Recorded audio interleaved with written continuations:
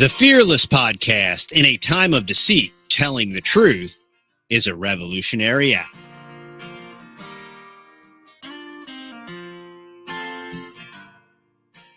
All right, y'all, welcome back to the Fearless Podcast. This is episode 51, and I have another incredible guest for y'all today. I want to introduce y'all to Trinity Vandenaker. Trinity is located in Montana. And so he's in Mountain Time, and we are dual streaming this from our channel and his channel. And I want our people to get a chance I want him to introduce himself. Maybe give us, Trinity, maybe give us a little bit of your background and why did you even start this YouTube channel, and then what your channel focus is about. Yeah. Well, how you doing today? It's, I'm Trinity Vandenaker. I started in YouTube about, I don't know, 3 or 4 years ago, or 2 years ago, actually. Before that, I was just, I guess I'll start back in what I've done in my life that made me kind of have the idea for what I do now, which is promote ranching and the lifestyle that we have out here in Montana. And really through this discovered a lot of ways, or a lot of things that maybe need to be fixed, and problems that I saw in rural America that I didn't understand why they were happening. And now, because I've done this YouTube channel, kind of discovered some of the reasons why those are. And you well know those. I started in Helena, Montana, is where I kind of grew up in the mountains up there, because my parents lost their farm up in Conrad, which is up near the Canada border. And my dad started a horse leasing company in the early 90s. So I grew up kind of with that. And then we moved out to a bigger area, and running a horse leasing company, helping my dad with that for 20 years, basically gave me a very wide view of agriculture and tourism, like how people view tourism, working with outfitters and then riding for ranchers all the time in between, and packing back in the backcountry with horses and for work, and all of those things, and dealing with actual people that were coming to Montana to see it, coming to guest ranches, because that's what horse leasing is kind of you leasing horses to guest ranches and outfitters and kids camps and things like that. So seeing all aspects of it, really, and how they work together, or how they actually work together, but how people don't see themselves as working together in those industries. And but I've always been kind of techie too. So I'm a cowboy that's techie, which has always been seen as kind of the weird guy over here to the side. And so I found a way with YouTube to actually put those things together. And I really just started messing around with video. And then I thought, well, if I really want to go with YouTube and do something with it, what is it that people care about? And all of the things that I do in the West with horses and cattle and the industry of ranching and all that kind of stuff, really, I think is a story that needs to be told to people, so they understand really why we do things out here. There's such a huge disconnect between the urban and the rural. The people that live in the country and actually deal with the hardships and all this stuff that goes on with raising food and the lifestyle of that, disconnected from the people in the cities that go down to the grocery store and don't understand where that comes from. So as I started making videos about cowboy stuff and horses and things, I really discovered that disconnect is wider than I even thought. So that's where I'm focusing now, is more of my attention on, interviewing people and bringing up issues like, this is how cattle get from out here in the West on pasture to your plate in the grocery store, and through, and what's the best way to do that? What's, as far as environmental and ecosystems, and, I think we have such a long way to go to understand how cattle and meat can actually be beneficial, to where right now they're being sold to us as harmful to the environment and to us, right? Yep. And what I think is even more beautiful about this topic is, as fractured as the social engineers have tried to fracturize this country, the one thing I think we can unite on as a people is the ability to sustain ourselves and eat food. And what's even larger than that is here I am. I'm in the South. I'm in Texas. You're all the way up there. So we're kind of from an American standpoint. I'm at one border. You're at the other border, but yet uh, food connects us all. But then even this lifestyle of ranching, farming, growing food, growing cows, it really unifies all of us. Because if you're in a high rise and you want to eat a steak, it's still got to come from somewhere.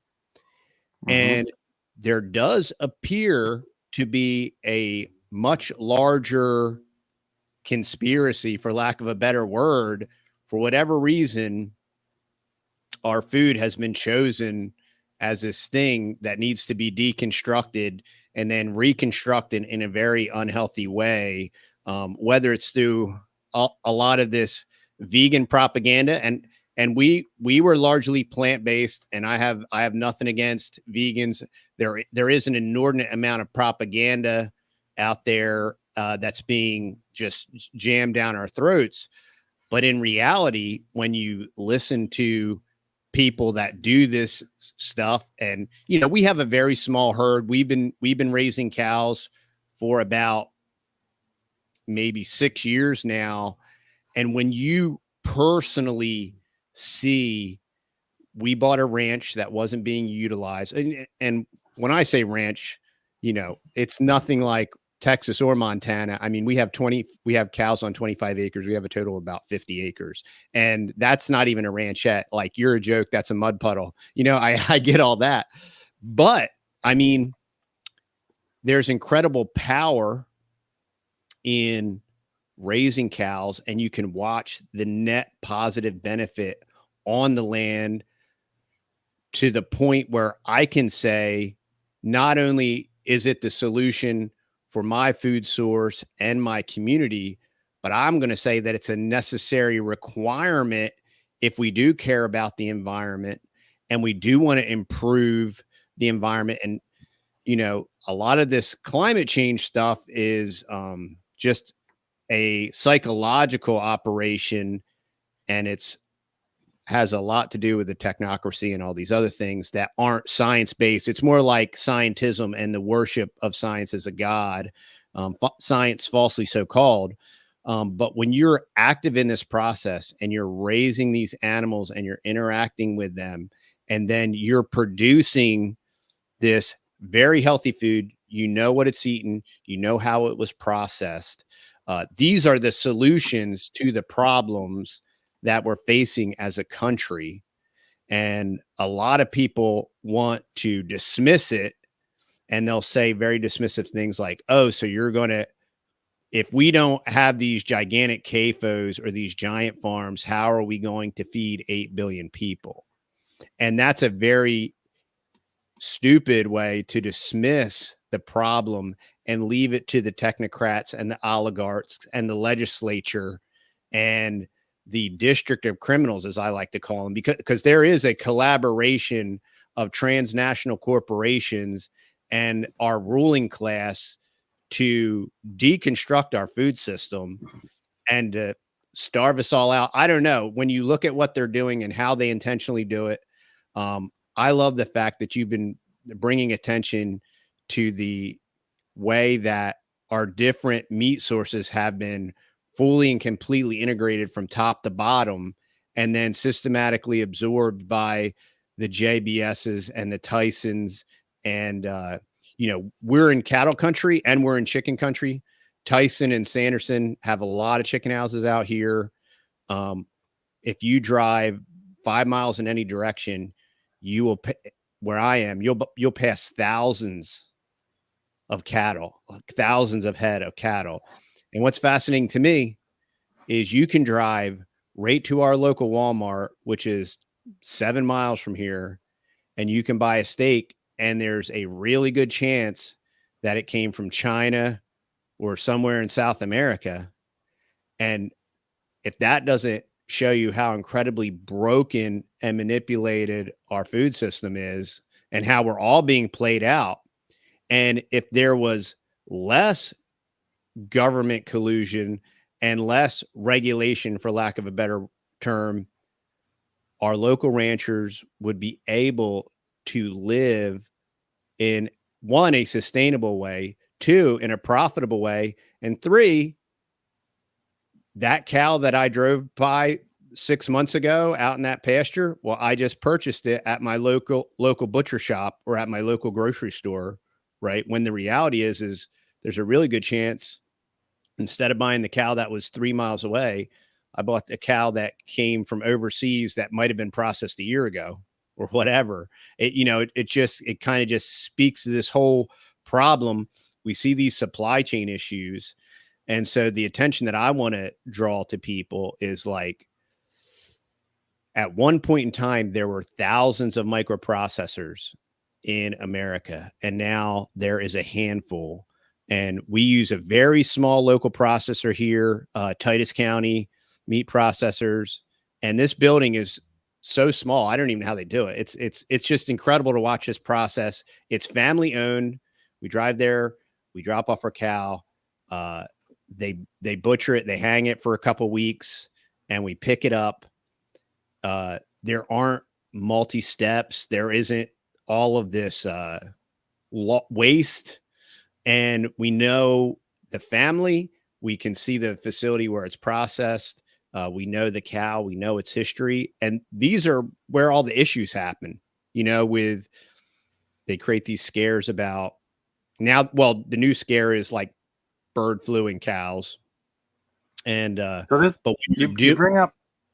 First of all, you bring up a lot of issues here so when we're talking about government regulation and the problem with the beef system, one of the things, two sides to this coin is one, some people think that it's government that is the problem, and other people think it's, and maybe deregulation, and some people think that it needs to be, it's the corporate mindset that's the problem. So it can be both of these things at the same time. I think it's actually a complication of three things. Number one, the focus on climate change right now in business, so that businesses want to are for some reason my son calls it the Thanos idealism. It's like, so Thanos is a character in a Marvel movie. He's the bad guy, and he wants to destroy half of the people in the universe to save the universe. So there's a mindset that we have too many people. We need to limit those. We need to stop utilizing our grazing areas for cattle, because that's bad for the environment. Did I just freeze up? You froze up, but your audio is good. Oh, okay.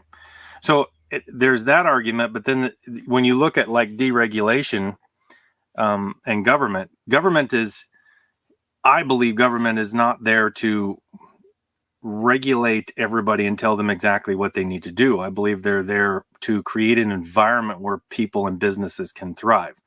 And those are two different things. So if the problem right now is we have 4 companies controlling all of the beef industry, right? So you have over 700,000 ranchers or beef producers, but only 4 companies they can technically sell to.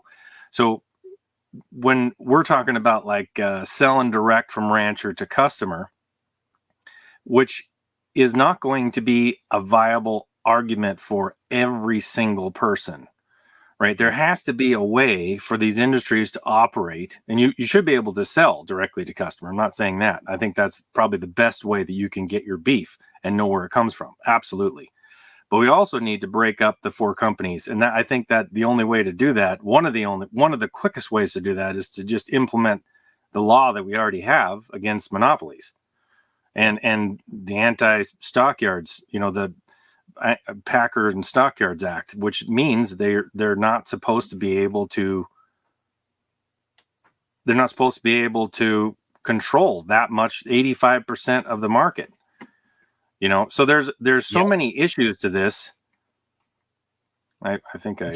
What's fascinating is that exact same issue is the technology issue we have with these technological monopolies that are creating all these problems with free speech. And it's the exact same scenario. There are laws on the books to prevent this stuff, but they're not enforced. They're not enforced. Yes. And oh, Trinity, I lost your audio.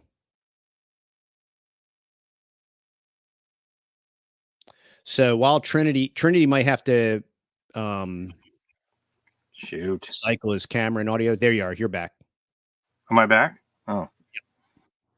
I'm not in the camera though. Yeah, your camera's still down, but your audio is back. Oh man, I apologize. That's okay. I suffer with these tech demons too. Like, it's always a challenge. How would I get this back? If you maybe unplug and plug back in your camera, and it should pick it back up.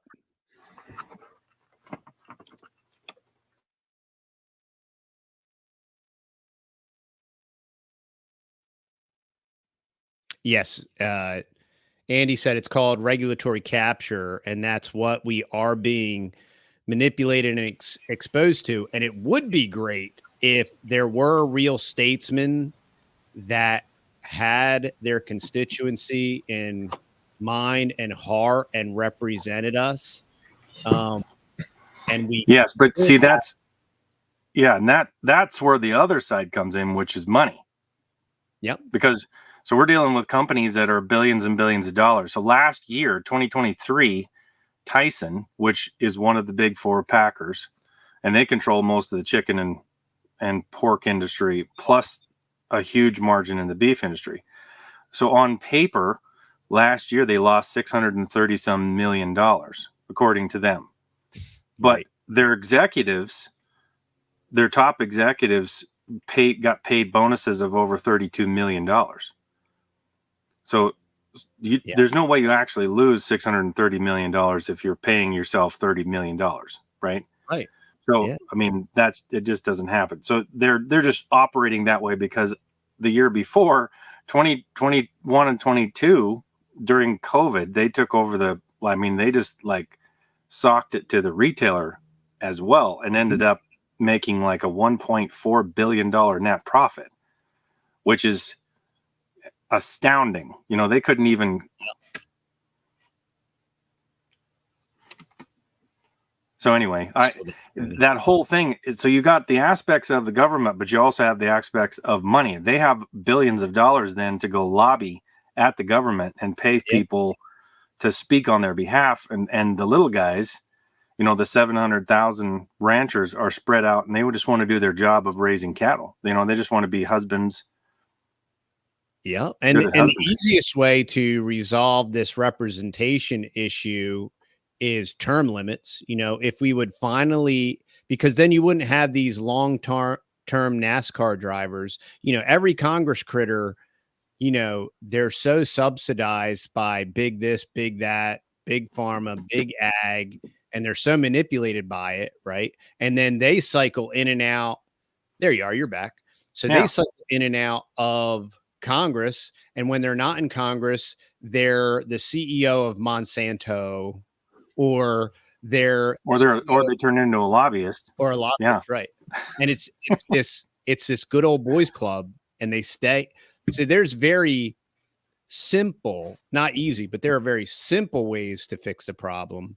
And the beauty of being a rancher, and this is why the beauty and the simplicity of the concept of just buying direct, scalability wise, and 8 billion people, we totally realize that everybody can't do that. But there are millions of people that aren't. That's another part of this conversation is, hey, how about everybody that can, how about we do that first? Because then once we can say on our own in a parallel sense, create these solutions and then show them as viable. I was privately, when we were talking, I was talking to you about the beef initiative, and what Texas Slim and the beef initiative are doing is they are connecting ranchers and consumers for direct purchase. And then they're also connecting them with microprocessors. And there's been several ranchers that have started their own microprocessing. And in a large way, it's a lot like the one man, I forget his name right now, that you interviewed. He used to be a feedlot. Calicrate. Yes. Mm-hmm. Yes, Calicrate. Yeah. And I mean, what he has done is so exceptional. And he's been able to kind of synergize his operation and then expand it. So it's scaling as far as what he's able to provide. And you're creating jobs all at the same time.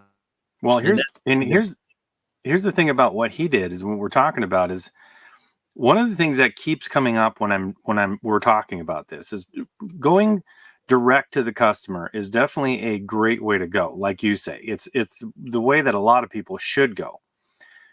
But you have this thing where at some point you have to decide to do the extra effort to do that. And that's where we're having a struggle. It's like even when I was talking to Calicrate, now Mike Calicrate is a guy who used to be a feedlot owner and provide and feed beef for one of the big packers. And when I say one of the big packers is because there's 4 of them, but they actually decided to collaborate and divvy up territory. So they would never actually buy. There was no competition between the 4 of them even. They would just divvy up territory and say, okay, you're going to buy cattle over here. You're going to buy cattle over here. You're going to buy cattle in this area. That way they wouldn't have to spend as much.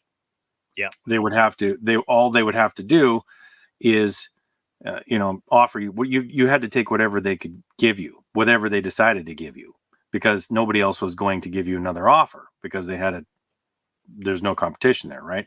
So he started, once he got out of that and lost tons of money, he started raising his own cattle, feeding them in his feedlot, then butchering them in his own butcher facility that he ended up building, and then creating 2 stores in Colorado Springs where he sells his meat and all the byproducts of the meat, which is all healthy stuff, bone broth. And it's incredible what he's done with that place. Yes.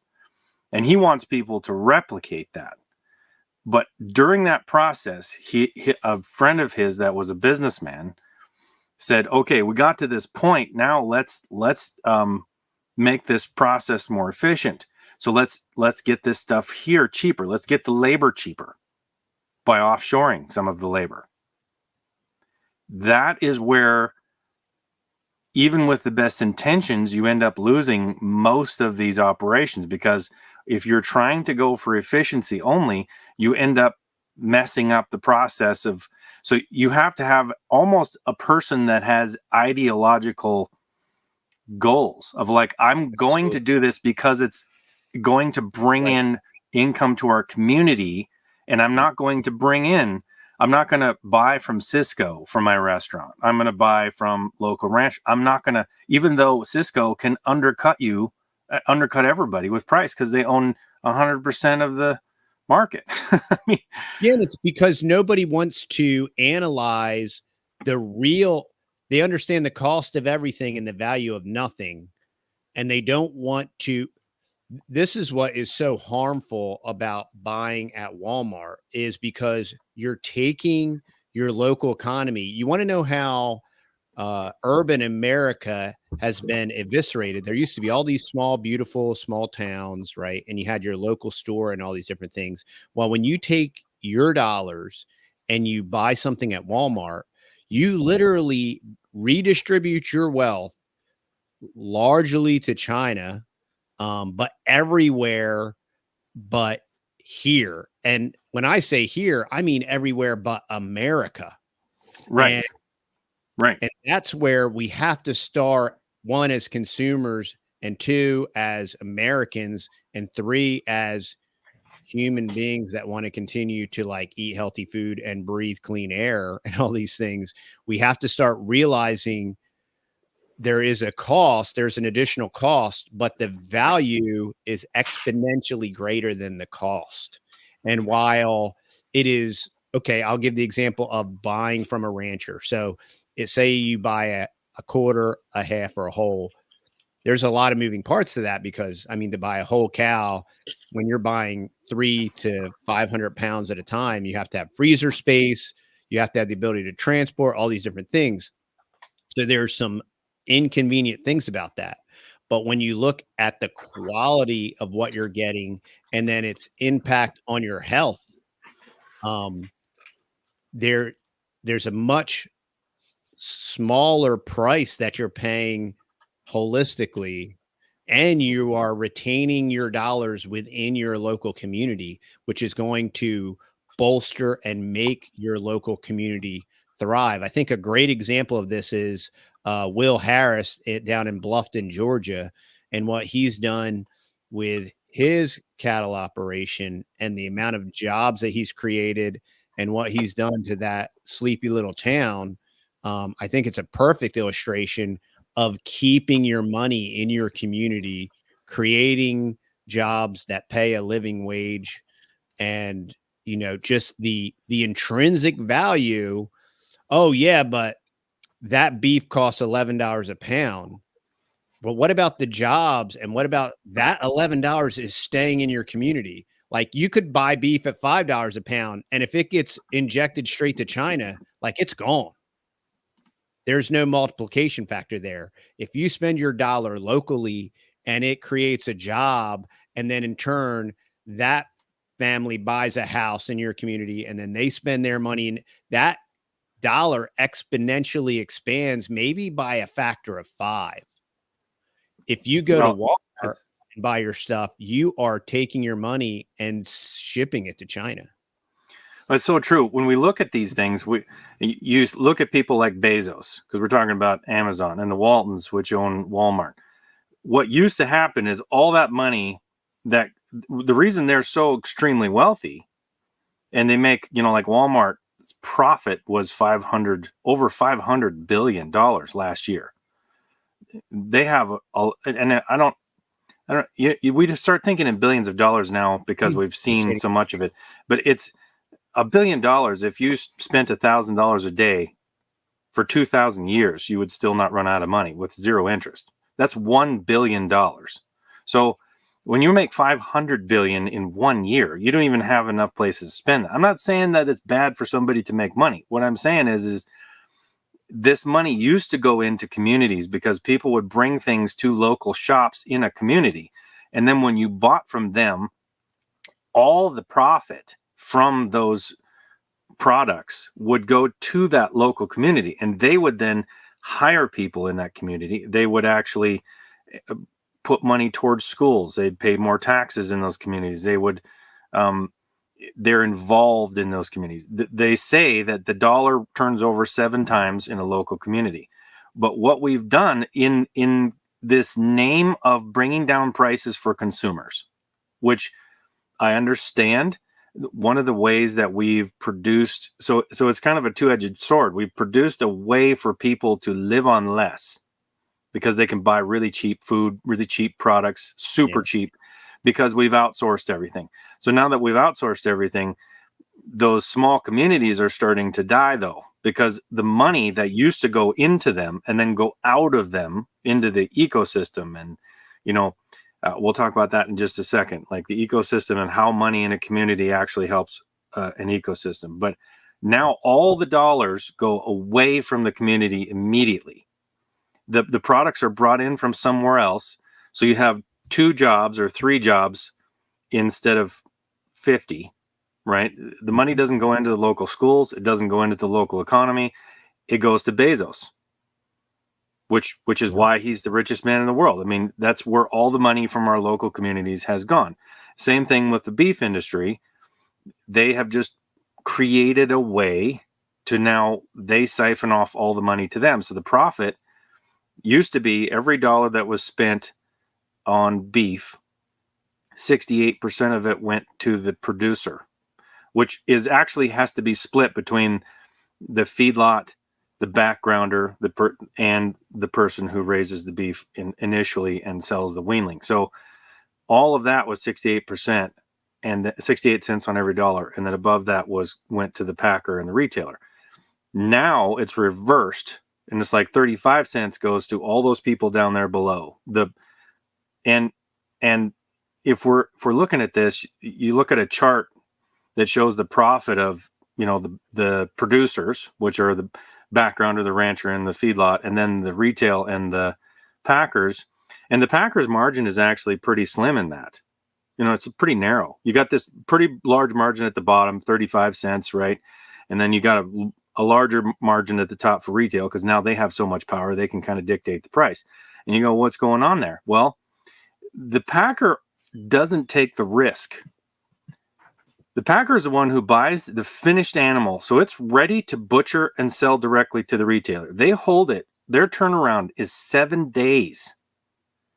So they're making billions of dollars, and they know if they can control the market, which they can right now because they have so much power, they know what they're going to buy that for.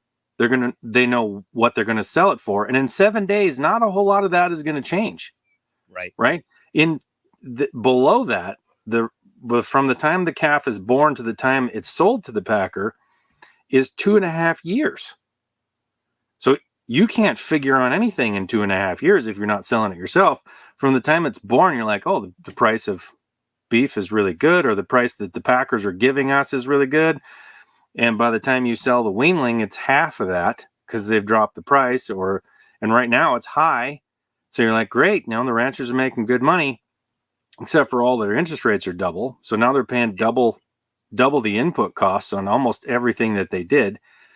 And what that price does to me is it makes all the small guys that are starting out, like you're talking about, the small packers, it hurts them, because now the ranchers who don't have connection with that, they're now selling directly back to the packers. You're like, well, the price is high. And the little guy who's trying to start something has to outbid $1 billion company to get started. And that's just not going to happen. Yeah, it's how they can. And then what happens is prices are high here. Then the packers and the cabal, the beef cabal, they'll flood the market with meat to push the price back down. So what they'll do is, like, guys like me that has to buy a 1 or a 2-year-old at like $1,700 to $2,200, right? I'll make those purchases, and then they'll flood our market with beef, drive those cow prices back down. Well, now I have a minimal cost basis of $2,200, that even if beef prices tank, like, I can't make up for that. Right. My cost basis is still there. And then, speaking to your point, you made a great point about how they've made the cost of living, so to speak, they made goods incredibly cheap. And they had to do that by design because they've been printing money like drunken sailors, right? So the only way that they could maintain this American lifestyle, this hyper consumerist lifestyle where you have a big screen TV in every room, right, is, well, instead of that big screen TV costing $4,000 like it should, you can buy it for $300 at Walmart because they ordered a barge from China, and this has been part of this long game of devaluing the dollar and extracting it from America. And you can read Carol Quigley's book, Tragedy and Hope, and that talks about Henry Kissinger and Byzhyna Brzezinski and, the China Project. Like, they started this like in the 60s and 70s, and they just love communism so much. And it was such a great model that, like, hey, we're going to make China this production giant. We're going to export everything. We're going to export the jobs, the manufacturing, and then we're going to make them the main supplier. And this is the definition of the redistribution of wealth. And then we're going to say that China is like this hybrid capital, it's this hybrid capitalistic model, And it was so funny because I was a financial planner for 11 years, and I worked for a pretty big firm, and we had a fund manager come in, and he was touting these emerging market funds, and the funds he was promoting were China funds. And he said this out loud. He said, what's great about every single company in this portfolio? It's owned and backed by the government, so it can't fail. And I'm like looking around this room. with guys that were like, I was wet behind the ears. I'm like 23 years old, and I got all these 60 and 70-year-old guys that have been doing this. And I'm like, does anybody hear what he's saying? Like, and I had just gotten out of college, and I'm like, this is communist propaganda, man.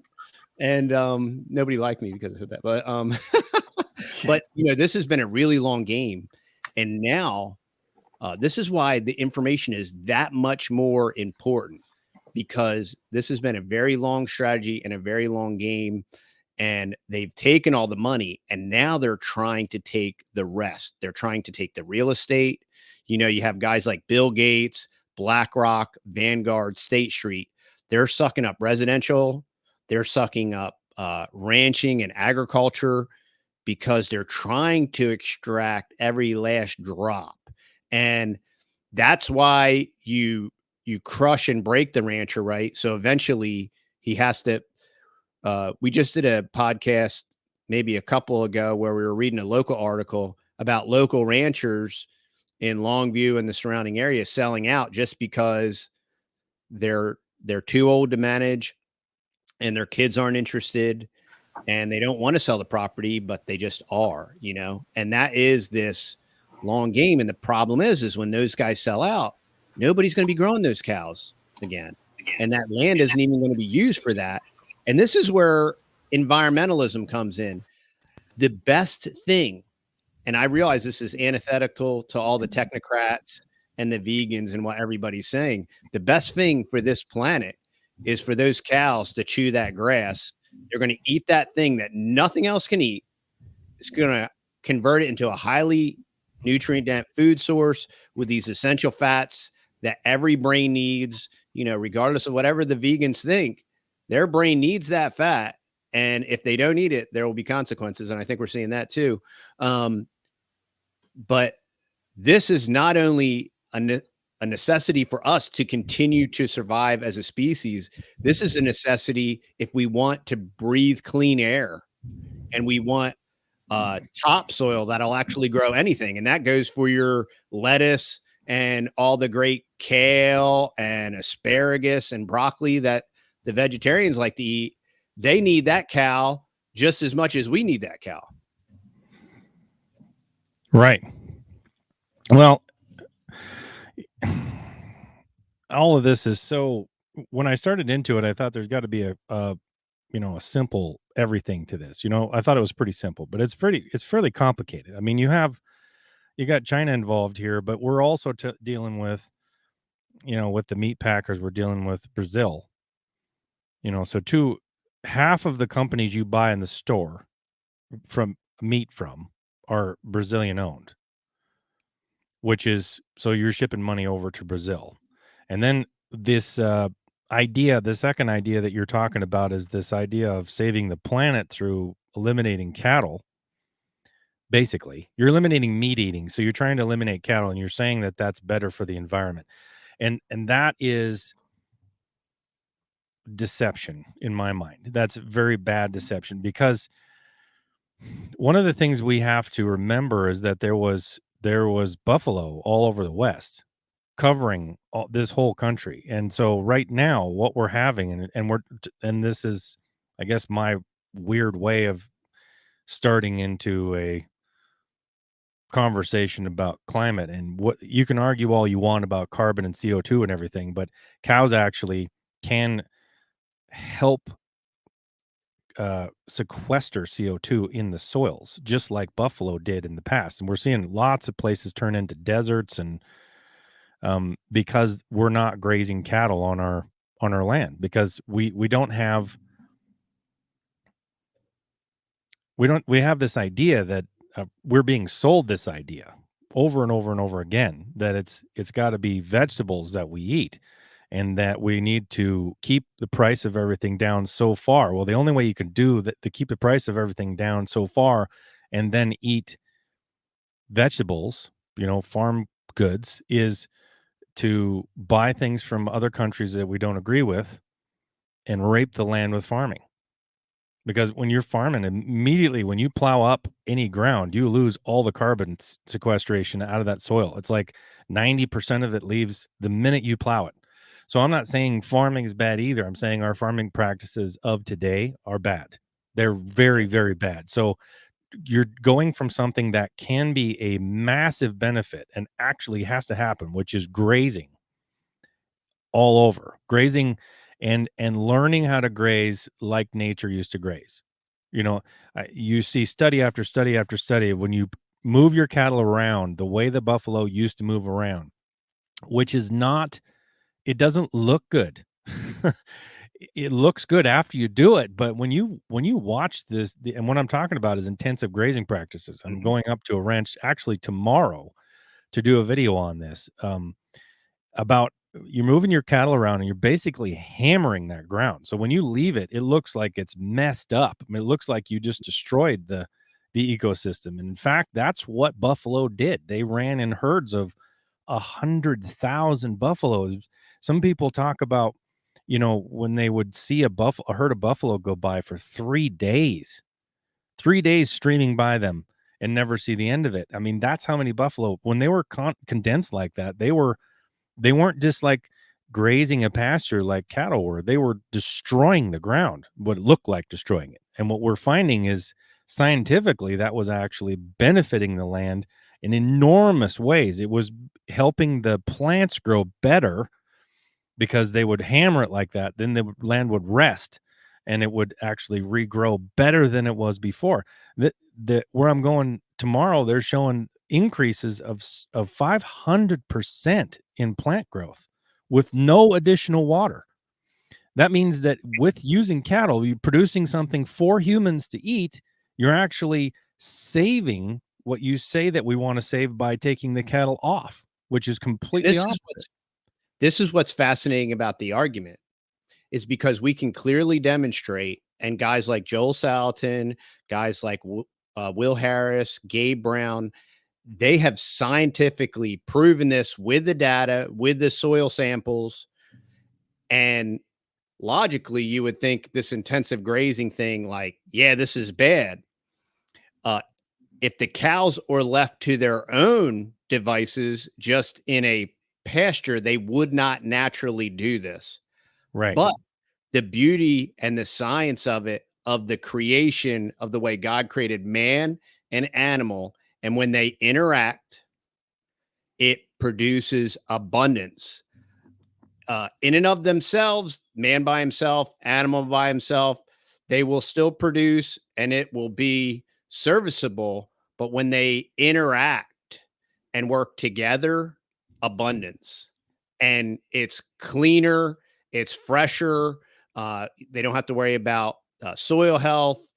You don't need dewormers and all these chemicals. And that's the answer. That's the solution. And one, that requires people to be educated. And two, the technocrats have to get out of the way and let it happen. Yeah. And there's the mindset that we can't,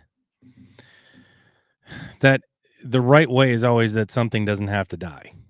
We have to get rid of that mindset because, crazy. And you know, 100 years ago or something like that, this mindset couldn't really prevail. You understood because you had to see things die for you to eat. It doesn't matter whether you have vegetables or whether you grow wheat. Things have to die for that to happen. We have to kill a cow to have a steak.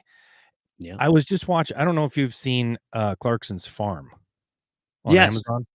Mhm. And one of the most recent episodes, he was raising pigs. And this is a guy that is not familiar with farming at all until the last 3 years he's done this show. And I mean, my daughter and I both cried watching the baby pigs not make it, you know, and yet he goes to the farm shop where he's butchered pigs and is going to sell the meat. And he's like, this is the disconnect, this is the connection that people miss, is that farmers do everything in their power to keep the health and the growth of their animals up, that we spend so much, we care for those animals. But we also understand that at the end, they are our food. And Yeah. I think one of the things that connects us back to that is understanding that humans are part of the ecosystem. They are important to the ecosystem. And Yeah. right now it's like this, humans are always the problem with the ecosystem. In ways they are. Let's take, for instance, this idea in trying to bring down the food cost for people. We have put retailers and the packers in complete control of our meat food supply, right? And that is supposed to be better efficiency because these global climate change people, these companies are now touting that as we have to have these big companies to create climate change. And when I'm down videoing this thing, I'm watching cows that are out in the field and then go into a feedlot that is built for 14,000 and it has 1,200 cows in it. They have so much room. There's like, these cows don't really ever have a stressful time, right? They go from the pasture to a feedlot and then in a kill plant, and they're right on your plate. Stress is bad for animals. Okay. Then leaving there, I flew over a feedlot that's owned by one of the packers, and it has 170,000 cattle in it in one shot, one place, one set of pens. It's just a black mass down there below us. If we think that is better for the animal or better for the environment in any way, you're condensing all of the manure, all of the urine, everything into one spot for 170,000 head of animals. Where you can't even utilize that. Where are you going to put it? If you spread all these out and you have 1,000 feedlots with 1,000 animals each, right? They can use that manure. They can use all the byproduct from the butchering to spread as fertilizer, so we don't have to use this anhydrous ammonia stuff that we're killing our soil with. And so you have natural fertilizer. You have the ability to graze them on a pasture and actually utilize the benefits of intensive grazing. And instead, we have created a model in the name of climate change. This is why I call it the Thanos philosophy. In the name of climate change, we're killing what we're trying to protect, because now you have hogs all raised indoors by the thousand, and you have to feed them antibiotics forever, and you have to make a breed that doesn't have any fat in it, because the fat is actually what traps all the antibiotics you put into an animal are stored in the fat and never leave. So then they've bred down these hogs to no fat, so that you don't have that in the animal. They never leave the indoor facility, and they're butchered. And you go out and see hogs that are raised outdoors. They don't look anything like, they're happy. They're rolling around in the mud. They're curious. They run up to you, and it's amazing to watch hogs be in outdoors where they're supposed to be. And then we think we're going to save the environment by putting all of them in a building, which is the same problem. Not only is it horrible for the animals and the chickens and everything, but then you're condensing all of your waste into one spot that you have to distribute then. So you're creating these bird flu crossovers when these animals are packed hip to hip and can't even move or breathe their own air. Well, and then so you talk about the bird flu thing, and so let's say people are like, "Oh, we need one company because then it's easier to monitor for safety and everything." Okay, but as soon as an E. coli thing happens, which happened like a couple weeks ago, and the company that sent out the burger, you go to the grocery store and you see 15 different labels. If you search what Cargill how many companies Cargill owns, all of those are Cargill. So you're looking at a whole bunch of logos and labels and everything. They're all the same company. It's the same exact burger that comes from the same exact factory. It's not any different. So there's most of the burger stuff comes from Brazil because it's cheaper. So you ship this in and it's just distributed. They have this E. coli thing like a couple weeks ago. They don't know where it went. They said it went out nationwide. Because, of course, if you have one company distributing it through 20 different brands, it goes everywhere. So if you have a problem with any kind of a safety thing like bird flu or E. coli or anything in the meat, it's already gone to everywhere in the United States. Whereas if you have 1,000 small plants and you have something happen in one of them, guess what? It's pretty easy to track that because you know who they sell to. Mm-hmm. You know, this brand or this particular thing went out to these stores. Now I know where the problem is. There's no way to even track it with so in the name of what we're trying to save, my point is, in the name of trying to save these things, make them more efficient and safe, we're actually making them way harder and less safe. And what's amazing is in permaculture, there's a rule, and it says the problem is the solution. When it comes to technocratic transnational corporations and this monolithic Right. capture, their solution is the problem. It's Right. literally inverted. And that's why decentralized, the solution is first point, decentralize. We need to decentralize. There needs to be less consolidation. There needs to be more ubiquity, which would naturally work because cows need grass. They can't live hip to hip eating Right. corn. Well, they Right? can, but you True. have to Yeah. give them a whole bunch of medicine to be able to do it. So, Yeah. mhm. Yeah. And then you have to be wise enough in your consumption to say that cow that's being raised on corn and antibiotics, I might not die the night I eat it. I might die in the first decade, but 15 years from now, I might have 3 different kinds of cancer. And it probably came from that China burger that had 1,000 different kinds of DNA in it. That was fascinating. When I heard about the burger processing, they tested it and it had 1,000 strands of DNA in one burger. Yeah, That's so hard to it even fathom.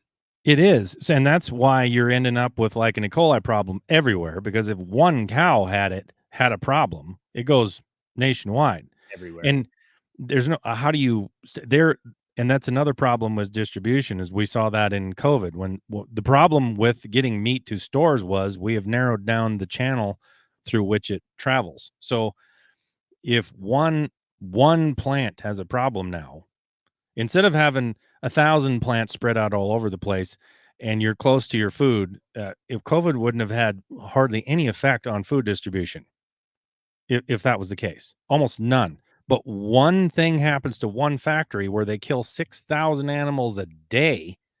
Just do the math on how many animals that is in a month. If you're down for 2 weeks in that one plant, you think that's going to affect a lots of people? Absolutely, because that's 36,000 animals or something like that just didn't go out right then.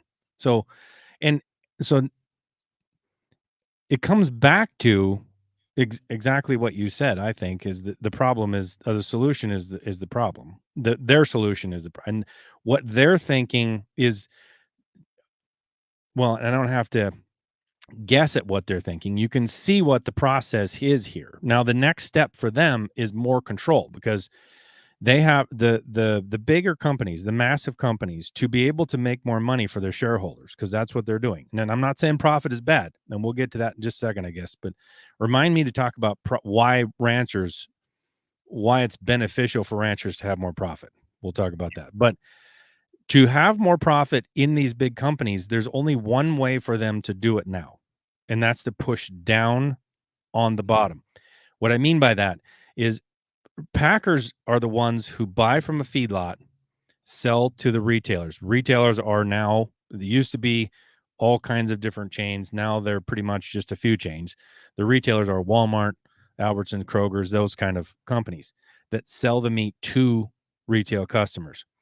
They have so much power now. The retailers have so much power that the packers really can't raise the price to the retailer. So the retailers have enough oomph now. They can say, we're only going to pay you this much to the packer. So the packers' only way to make more profit is to pay less to the feedlot, which means the feedlot can't afford to pay more to the rancher, so they have to pay less to the rancher. Now we have less cattle in the United States right now than we did since 1948. So we're seeing a price increase, and whether it's created by market manipulation, I don't know. I would say it's more of a cause of the price being high for cattle right now. I think is more just an effect of that lack of cattle, but they're going to use that as a way to put all the little guys out of business again, so where they don't have any competition. And then because right now they don't have to put a label on it that says where it's born and raised. In fact, they can put a label on it that says it's the meat in the store is from the US, even when it's not at the moment. All they have to do is ship it in from Brazil, take it out of its package, put it in a new package, and put US on it. So when you look in the store and say US meat, that does not mean anything about where that came from. So they can just increase imports to drop that price, like you were saying. And even now, obviously they're doing that somewhat because when you go to the store and hamburger is $3.48 a pound, there is nobody in the United States that can actually raise beef and sell it for $3.48 a pound for burger. Not even close. Not even break even. Break even is about $5. Yep. For a U.S. rancher. So that something's going on there. According to the USDA, over the last 23 years, feedlots have made a negative $24 a head. So they're not making the money. They're getting squished down at the top. We've had 85,000 feedlots go out of business in the last several years. Over 107,000 ranchers have gone out of business. So that's where the price has to go down for these big guys to make more profit. They can be more profitable if they pay less for the cattle. So to do that, they need to control everything. And they have to actually now come up with climate plans to appease the ESG or whatever it is that they're doing. So now they want to know now how to manipulate all these things like climate credits for taxes. You know what those are? Mm-hmm. Yeah. And you want to break that down for those that don't know what it is? Yeah. So the climate credits now, corporations, instead of actually changing what they do in their companies to meet their emissions goals that somebody at WEF, which is a group of billionaires that get together and decide what companies have to abide by. They're not even associated with a government. They're just a group of billionaires that get together and decide this is what companies should have to abide by. So they set emissions goals, and these companies have to hit those. Well, if they can't, or if they don't want to, what they have to do then, they've created a way now in the US where they just buy a credit from a rancher. Offsets. Yep. So they can buy, which explains a lot of why Bill Gates is buying massive amounts of farm ground, because he then can make money by selling the credits or using them himself in whatever he's doing, and can say, look at this, I'm net negative. Well, he's not really. He's buying air, or I don't even know what you call it. He's buying fake air from a rancher, because they say ranchers are actually producing carbon neutral or carbon negative credits, whatever that is. And then they sell them to these companies so that they can have a good name. And so that's one of the things they're having to do. So to do that, they need to know where all the cattle are. They need to control more of the rancher. So one of the ways they're doing that, and that's why I'm so against the RFID tags. So a lot of confusion about the RFID tags are electronic tags that are put on a cow or a calf. Right now, it was just put. How was it put in? Do you know? Who put it in there? USDA put it in there. Yes. And it was in the farm bill, because it just got passed. So it's supposed to be implemented in 6 weeks. They tried to get it so every rancher in the United States, anybody who raises cattle, as soon as they're born, they have to tag them with this RFID computer chip in their ear, and then register it with the government, so the government can track. Well, the USDA can track, and that's a tool that the big corporations, the packers, want, because then they could even manipulate the movements of cattle even more to help their credit rating, or their carbon credit rating is what I'm talking about.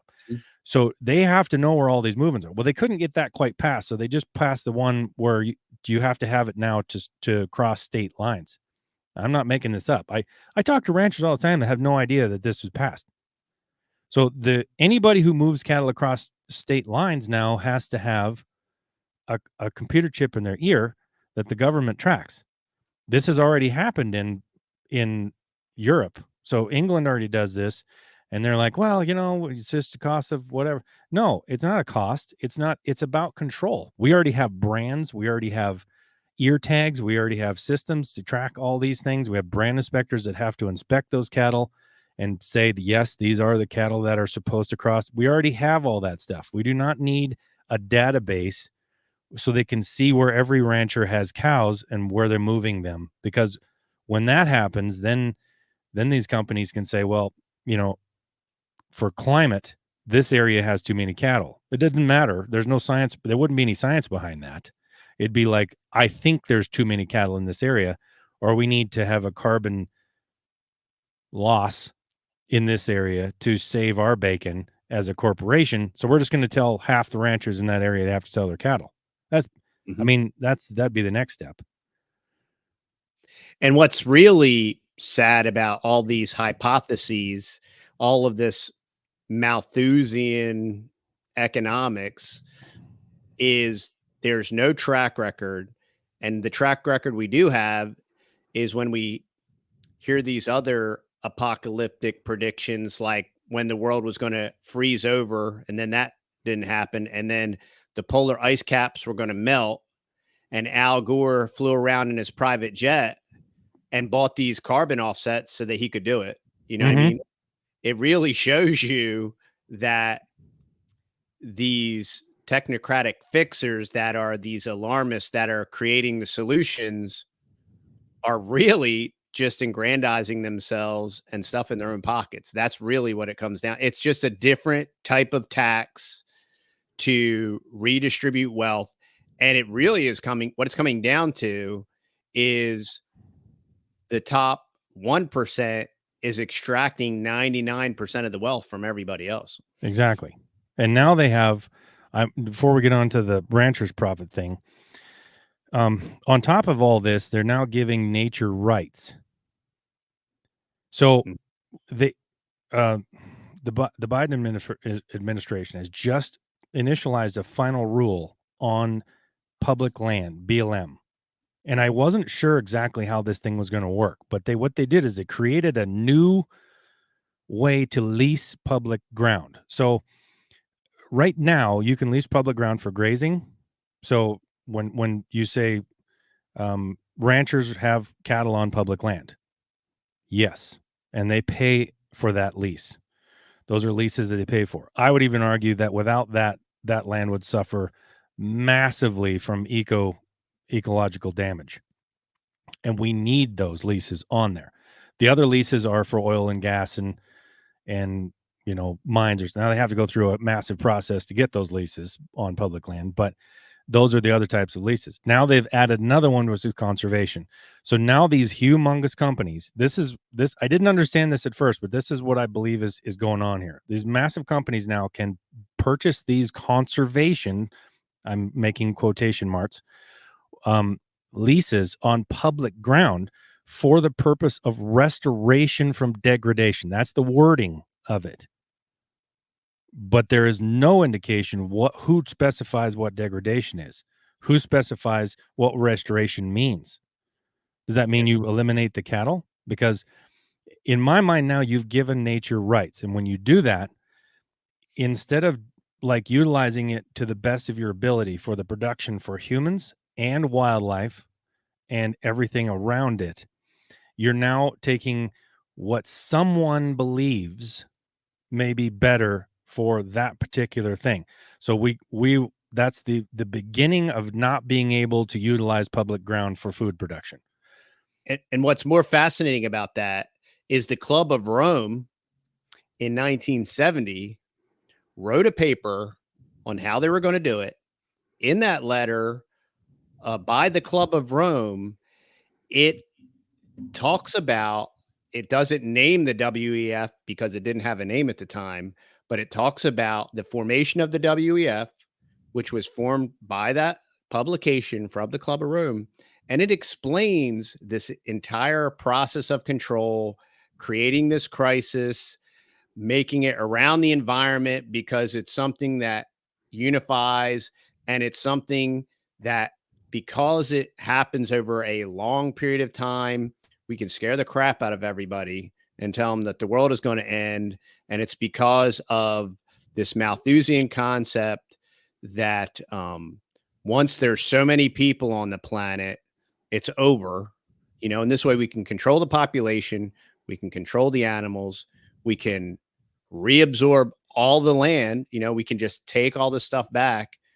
And the most troubling thing about all of it is there are the guys that are actively demonstrating the solutions now, and they're showing the carbon sequestration, and they're showing the food production, they're showing the high quality that flies in the face of all this technocratic scientism.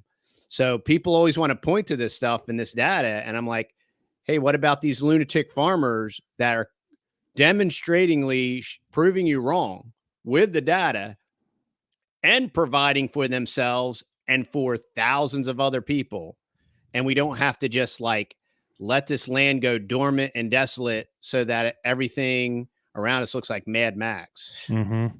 So let's talk about now some solutions to this, because one of the, I for a long time there, I was thinking the only way to get around this is to, well, which probably should happen anyway, is they need to enforce the acts. Instead of worrying so much about efficiency in the climate, they need to enforce monopoly controls over our food so that we don't have 4 companies controlling our entire food system. That would be very helpful. Then there would actually have to be competition.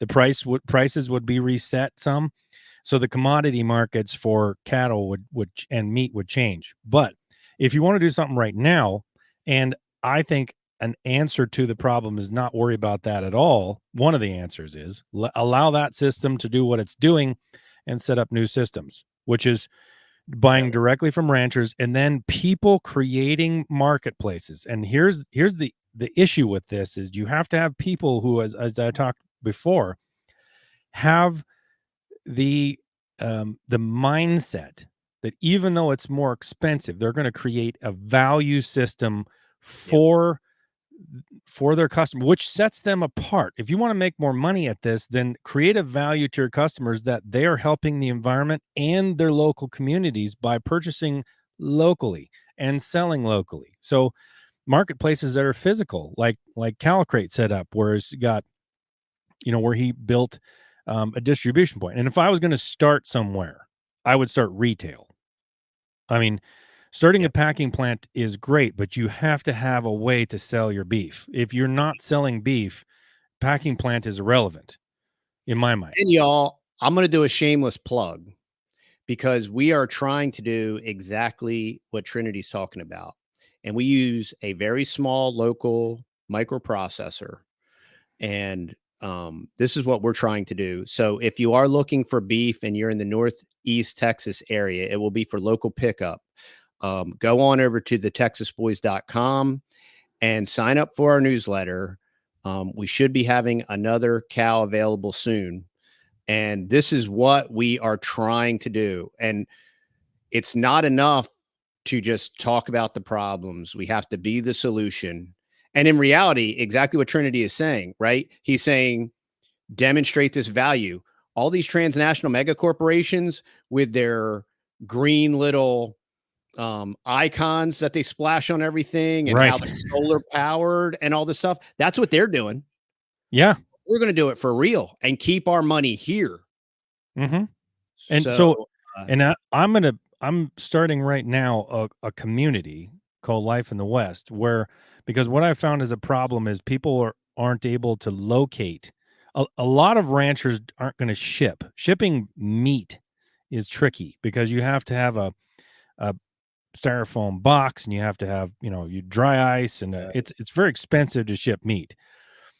So knowing where these communities are the places that you can get local meat. I'm starting a community where inside that community, you can actually ask people where to go for meat in whatever area you're in. So try to set up places where, like your area, people can put in, I sell this much meat here, there, these are my pickup times, all that kind of stuff.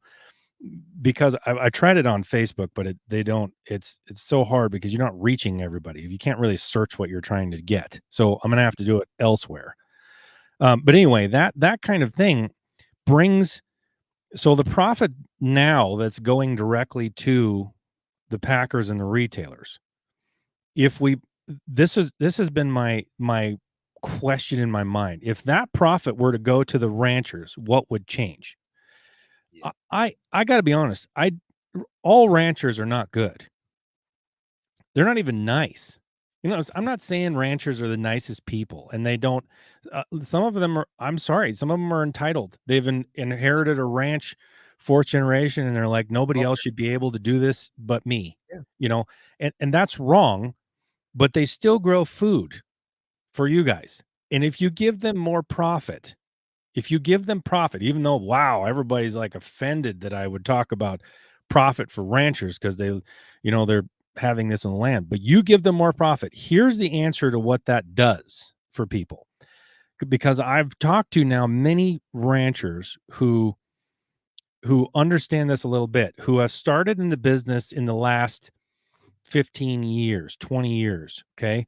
And they have created, because they had money when they came in, they were able to innovate or test things. So they're like, you know what if we graze this pasture differently? What if we add this water tank over here instead of over there? Would it degrade less? Would it create more pasture land? Would it help the wildlife? I talked to a rancher that's like, what if we, this stream has this native cutthroat in it and is completely isolated from everywhere else? What if we talk to the Fish and Game and, because they're looking for these native cutthroat, what if they can utilize this somehow for, repopulating? So those types of things only happen in ranching situations where they have profit. If you don't have profit, you have zero room to test. You can't change anything. You can't try anything. If it fails once, you're dead. You're done. You're already living. Most ranchers have a line of credit that they operate off for the year. That's a loan. And then these loans are usually from $250,000 to $1 million a year. They take out that loan. They're paying the loan back, and the rest, whatever they make on top of it, is profit for that year. Well, now the interest rate doubled on that, by the way, but doubled 4.8% to 10% on those farm loans. So that's going to hurt. So even though they make more money on their calves, they're spending most of that profit right back into interest. Yeah. But the ones who innovate and change things and decide, let's try to sell cattle directly to customers. Well, that takes some time. You have to change how you operate. You can't just run calves until they're 6 months old and sell them all. You have to save some back. You have to figure out how to feed them for another year. Then you have to figure out how to butcher them and get them to the, and that takes money and time. And if you're running on a shoestring anyway, you can't do it. So yeah, more profit to these guys helps them think of new ways to run most ranchers. Okay. I'm not the ones that aren't going to change. You're going to have that in any industry, but as a whole, I honestly believe more profit to these ranchers will help them produce better on the land they have, which means better habitat for wildlife, which means better meat to you, which means better grass on the ecosystem, which means better fish in the streams, which means cleaner water, which means, it leads to everything. Whereas funneling all the profit to these 4 big companies or to Walmart doesn't do a dang thing for that. Yeah. Because they can just buy a credit off the ranch, which doesn't do anything. Right. The other thing about larger profit margin and cutting out this monolithic system is by creating that larger profit margin. If you are an aspiring rancher and a startup with a larger profit margin there, one, you're going to become profitable faster and you're going to be willing to take the risk. Yes. And that Because there's a is, lot of risk. yep, that's critically important, because Absolutely. everybody can say whatever, but with the loss of the number of cows and the number of ranchers, these technocratic, monolithic, transnational corporations, they're still not going to be able to make up the gap.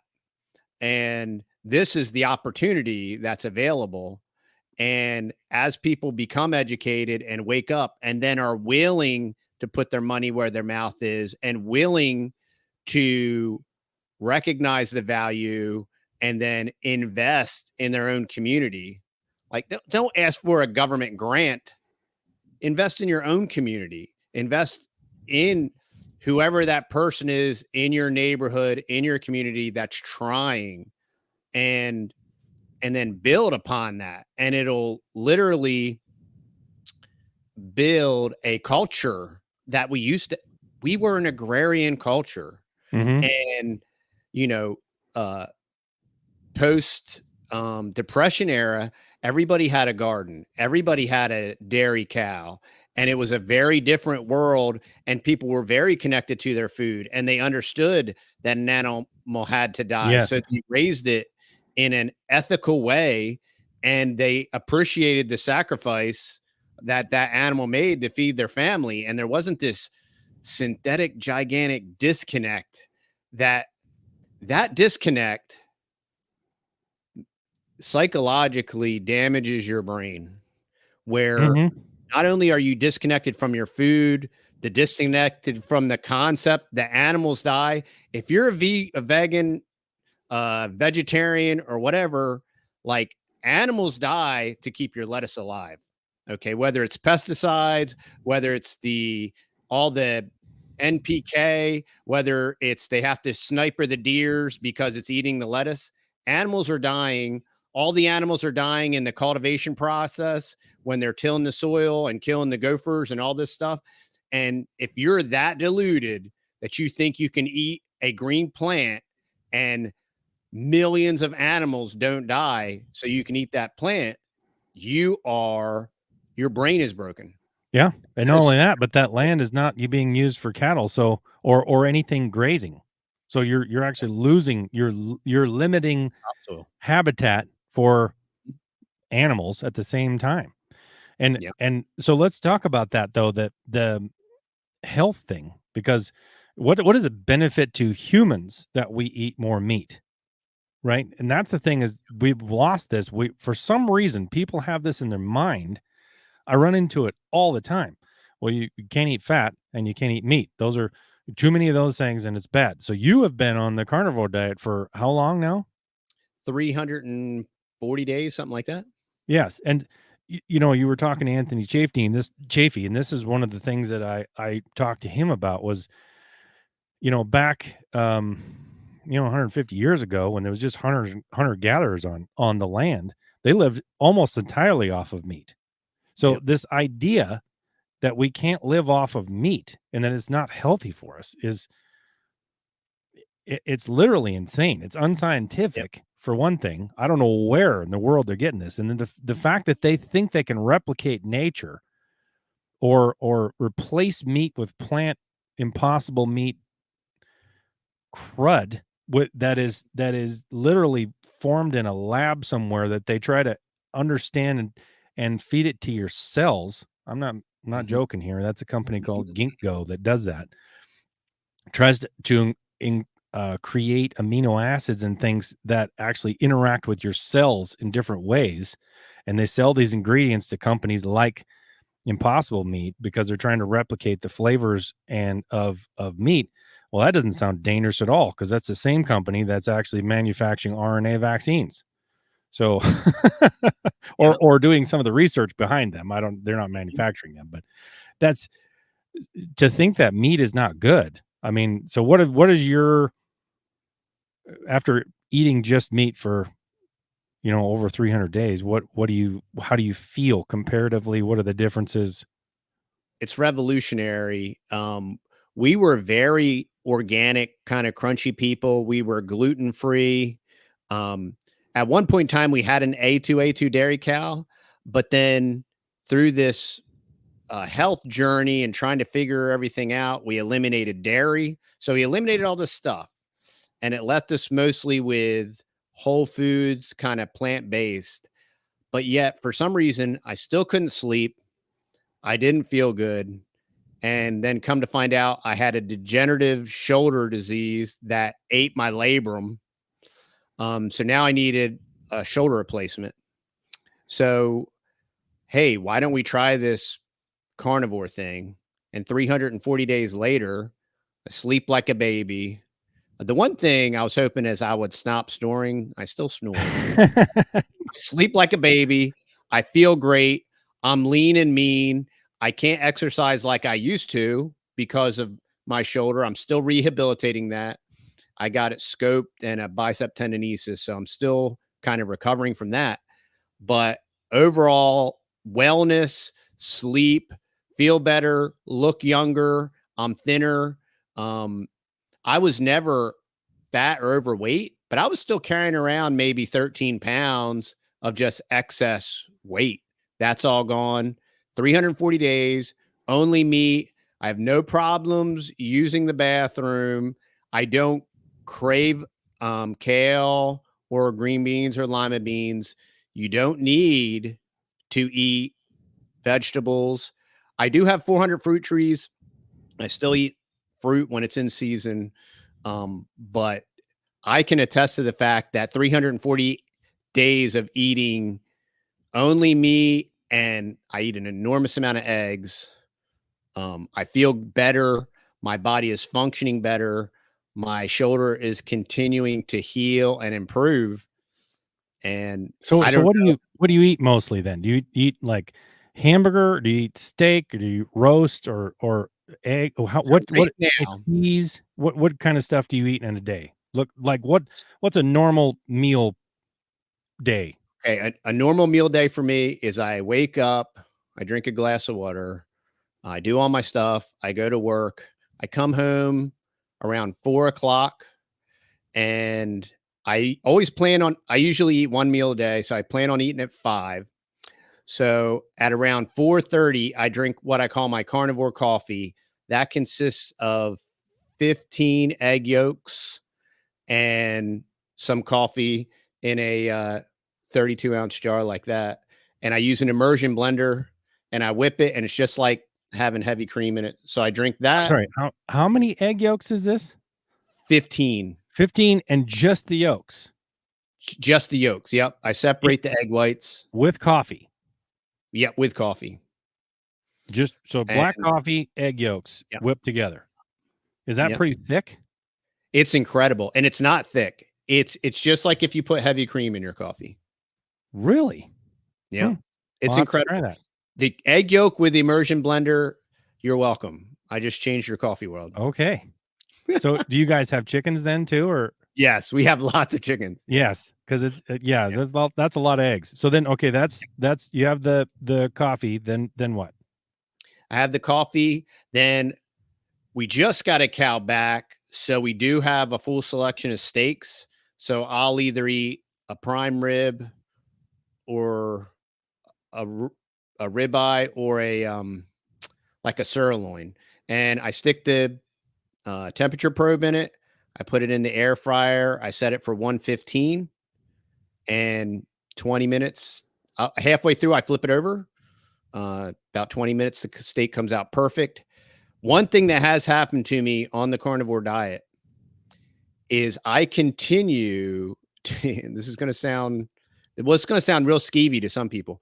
I continue to eat my meat rarer and rarer. Really? It tastes better and better.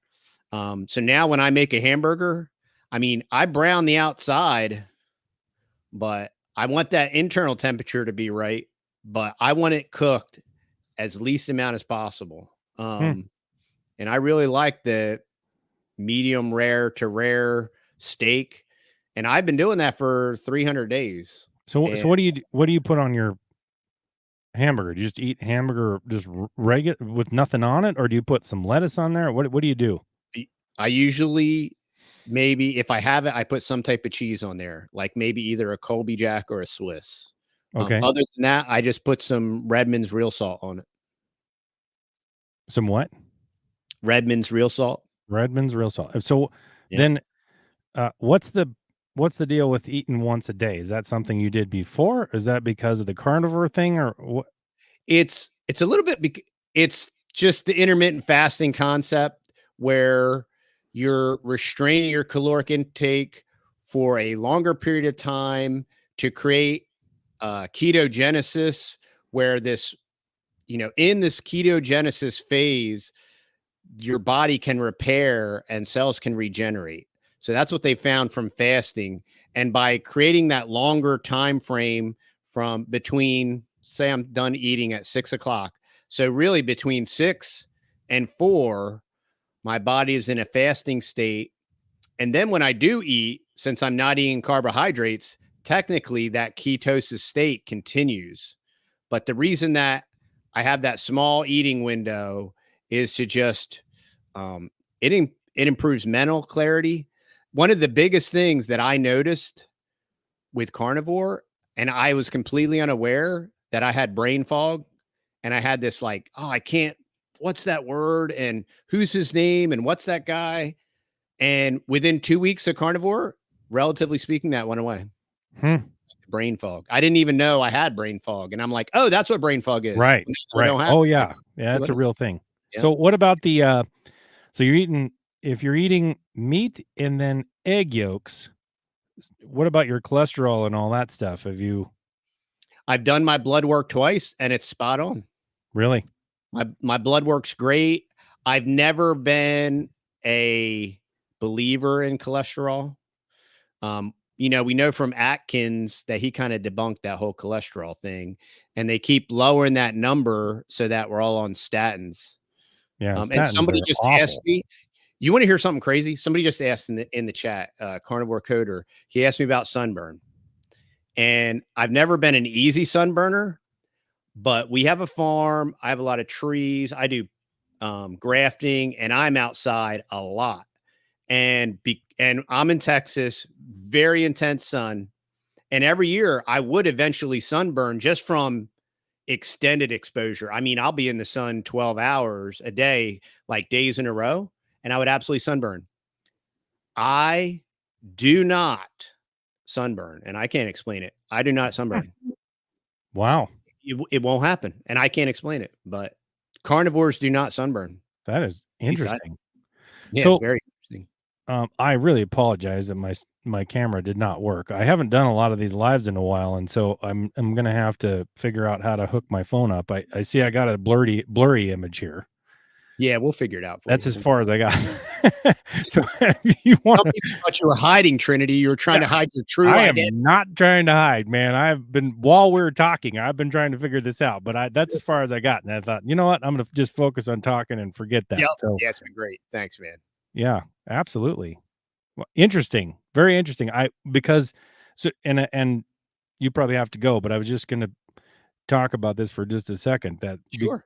We're talking about all these different things. So we have these ideas that are brought to us to sell certain things. So the corporations need to make money.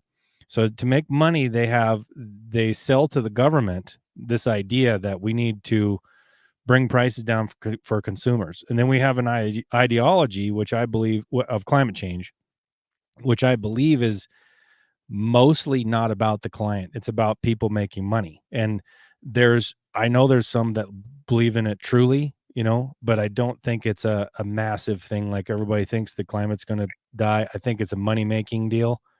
It's like the wolves. I think that, and timber, I think those are money-making schemes too. It's just like, how can we make money with donations and then sue the government, and the government has to pay us? It's a money-making deal. If you take the money away, most of that's gone. And so all these things, and what we're talking about today is the alternatives of them. And the reason you don't hear about the alternatives as much is because not money behind them. Ranchers don't flock together. Number one, I was just talking about this yesterday. I was sitting with a friend of mine who's a rancher, okay, at a track meet watching my daughter. And him and his wife were saying, yeah, so they were at the track meet too to watch their son. But to do that, they had to stay up till 11:30 the night before, loading a load of hay so they could go up at 5 in the next morning and go feed it to make it to the track meet for 4 hours, and then leave there and go check the cows, do another feeding, change the water, and then go to their son's, recital at the school. And it's like, these people work harder than anybody I know of. Now, not all ranchers do. Some Sure. don't. I don't think they do a great job. Okay, but the ones that really do, they work hard. They do not have time, nor do they have the will to go fight something in Washington with a group. If they did, they would lose. Every day they lose is a massive amount of profit somewhere, so that they're focused on that. Whereas corporations have a lot of money to spend on lobbying or basically advertising for what they want to happen to make more profit for them. So you have to understand what you're hearing. It's gone into the universities teach this stuff now. I was at a university that was, Meatless Monday on Earth Day. And I'm like, The you're cause. promoting this. That's a simple thing that teaches students, save the planet, go meatless. That's it. Doesn't say that. Yeah. But if you're saying Meatless Monday is on Earth Day, what you're telling them psychologically. So this is a training thing that we're fighting throughout this entire. It's all advertising, and for this goal of keep the corporations big so they can have big profits, and that'll save the planet. And in fact, what we're talking about today is the opposite. You can be healthy eating meat. Eating meat is a great thing, especially if you're eating it directly from a ranch that doesn't have all the antibiotics and crap that goes through the system, and the climate that we can adjust especially if we adjust how we use cattle, you can improve the climate by enormous amounts. Maybe not the climate, the ecosystems. I have no idea. The climate thing is up in the air because I don't believe the CO2 is actually the issue. I think it's a following cause, but that's neither here nor there. So all of these things can be different, but we don't hear about them unless we talk about them, right? Yep, you're exactly right. And this has been awesome, man. And I want to do this again. Absolutely. I'll try to get my camera working and then we'll do it again. Yeah, this has been great. I appreciate you taking the time. I definitely appreciate the information. I appreciate everything you're doing. Your message, in my opinion, is spot on. And we need, just like you were saying, if we're going to invest our time and take our time, and if we could just help educate people, wake them up, they're going to see the value and they're going to invest in that value. And this is going to create this parallel economy and this parallel system, which is going to create opportunities for aspiring ranchers. And this movement, in lack of a better term, should grow itself, so to speak. And that's why I love your message. I love what you're doing. That's why we're trying to do what we're doing here and get the message out and speak the truth and share. And then we want to demonstrate it. That's why we do our carnivore update things. And that's why we do all the different things we do.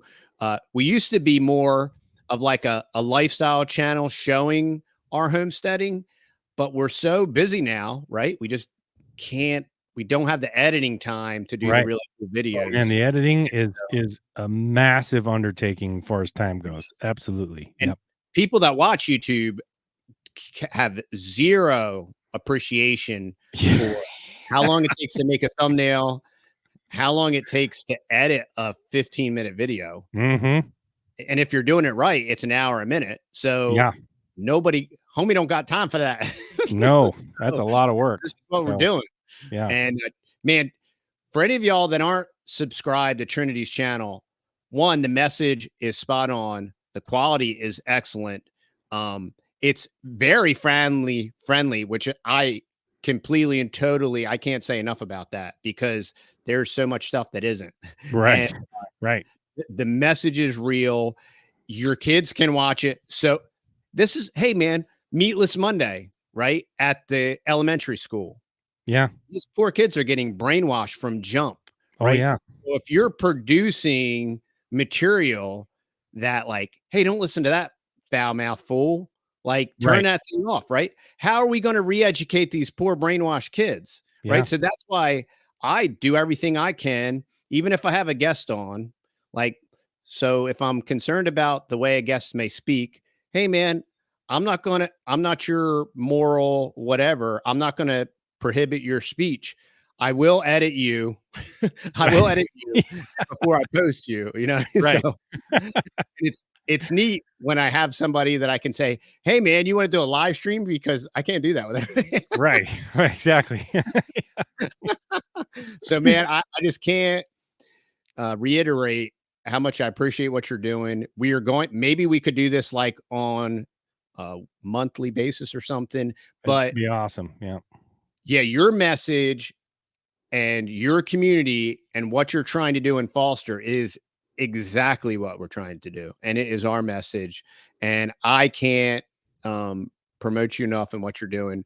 Check out Trinity Vandenaker on YouTube. Where can everybody else find you? Are you on any other platforms?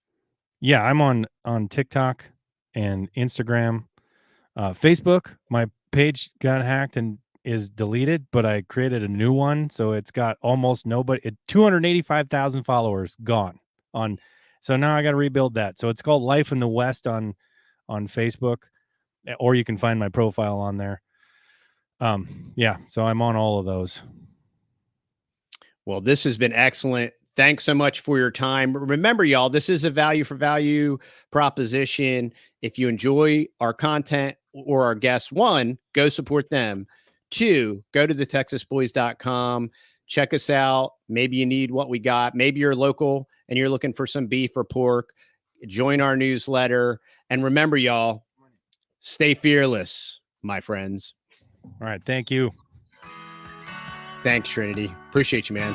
Absolutely.